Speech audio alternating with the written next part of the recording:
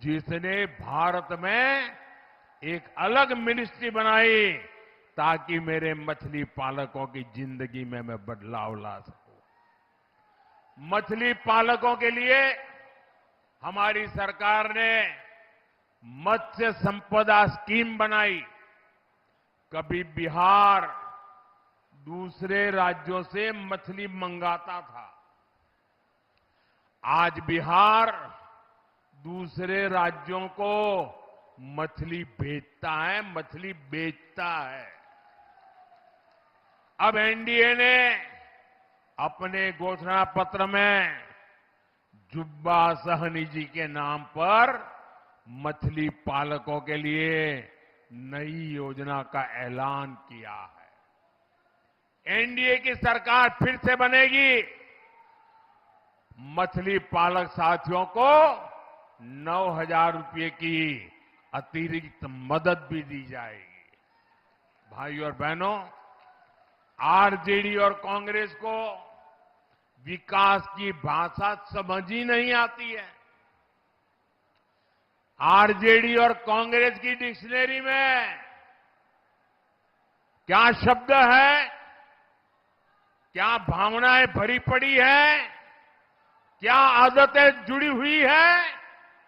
RJD और कांग्रेस इनकी dictionary में कट्टा, क्रूरता, कटुता, कुसंस्कार, कुशासन और करप्शन ऐसे ही शब्द भरे पड़े हैं। जंगल राज की पाठशाला में इन्होंने बस यही सीखा है। युवा साथियों, आपके माता पिता ने वो दौर देखा है जब हमारे रक्षक भी सुरक्षित नहीं थे। खुद पुलिस वालों की जान संकट में रहती थी। माताओं बहनों, दलित, महादलित, पिछड़ों, अति पिछड़ों के साथ तो क्या क्या नहीं होता था। मैं आपको यही सहरसा की ही घटना याद दिलाता हूं। हमारे सहरसा के बहादुर डीएसपी सत्यपाल सिंह जी जंगल राज वालों को ठीक कर रहे थे, उन पर नकेल कस रहे थे। ये बात पटना में बैठे आरजेडी के आकाओं को, जंगल राज वालों को पसंद नहीं आई। इसकी कीमत उनको अपनी जान देकर चुकानी पड़ी।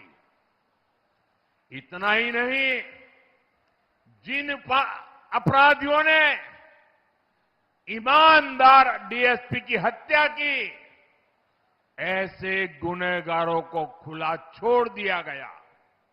साथियों, आजकल जब हम शानदार सड़कों, पुलों, रेलवे और एयरपोर्ट की बात करते हैं तो जंगल राज वालों को ये जरा भी अच्छा नहीं लगता है, क्योंकि अपने समय में ये लोग सड़कें नहीं बनाते थे, सड़कें बनाने वालों को मरवा देते थे। इनके लोगों का अगर ठेका नहीं मिलता था तो ये इंजीनियरों को ही उठा लेते थे या रास्ते से हटा देते थे। ये था आरजेडी का जंगल राज। साथियों, जंगल राज में सबकी जान खतरे में रहती थी। हर अफसर, हर ठेकेदार, हर व्यापारी डर में ही जीता था। इसी का नतीजा था कि यहां विकास रुक गया था। मिलें, फैक्ट्रियां, सब कुछ बंद हो गया। सहरसा, मधेपुरा, सुपौल जैसे इलाके जहां कभी शिक्षा और श्रम की परंपरा थी, वहां अपराध और अपहरण की मंडियां लग गई। साथियों, नीतीश जी की सरकार ने जंगल राज को हटाकर बिहार को सुशासन में बदला। आज डबल इंजन सरकार कोसी मिथिलांचल में उद्योगों का विस्तार कर रही है। मधेपुरा रेल फैक्ट्री आज मेक इन इंडिया का गौरव बन रही है। इस रेल फैक्ट्री का उद्घाटन 7 साल पहले हुआ था। हाल में ही यहां से भारतीय रेल को 500वां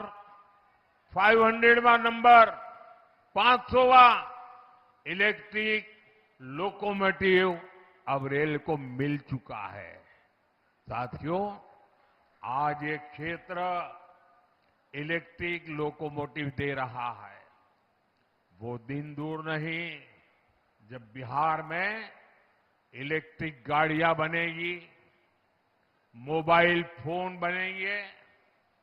मैं आपको विश्वास दिलाता हूं, बिहार मेक इन इंडिया का बहुत बड़ा केंद्र बनकर ही रहेगा। साथियों, कांग्रेस और आरजेडी के जो नामदार हैं, ये लोग जमीन से भी कटे हुए हैं। ये लोग भांति भांति के सपने भले देखते हो। अब कांग्रेस के नामदार बिहार को लोगों को बता रहे हैं कि जब दिल्ली में उनकी सरकार बनेगी, अब देखिए ये देश उनको अब निकाल के रहने वाला है। तब बिहार में नालंदा जैसी यूनिवर्सिटी बनेगी। अब इनको कुछ पता ही नहीं देश कहां चल रहा है। ऐसी यूनिवर्सिटी वो कहते हैं जिसमें विदेशी छात्र पढ़ने आएंगे। साथियों, झूठ बोलने की इनकी आदत बहुत पुरानी है।